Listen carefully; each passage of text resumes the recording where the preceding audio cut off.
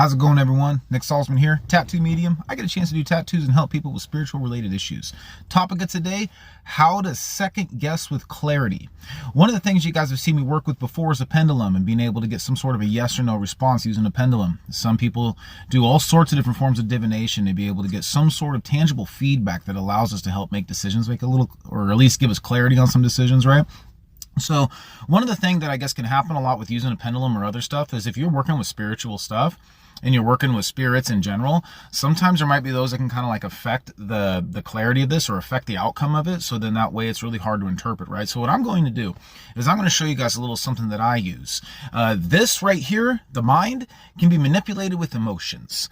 Emotions kind of come and go like the weather. And so we can't base a lot of long-term decisions off of something that can be affected by emotions. So what we want to do is be able to step into ourself, step into our true self. And the way that this easily works is I like to ask my body to show me a response. This is like body dowsing 101. Some people like muscle testing and stuff. So some of you might like this. What I like to do is I'll take a couple relaxing breaths and I'll try and place my awareness either right here in the center of my chest or on the tip of my nose. If you have a hard time focusing on that, just give it a little touch and sensation and then imagine or at least focus on the spot that you just felt. And what I'm going to do is I'm going to ask my body to give me a response. So if you're with me and you're calm and you're not being interrupted by anything, try this out with me real quick. I want you to close your eyes, relax. Now say out loud or in your head, show me what does a yes feel like. Okay, thank you, clear. Now, I want you to ask, show me what does a no feel like?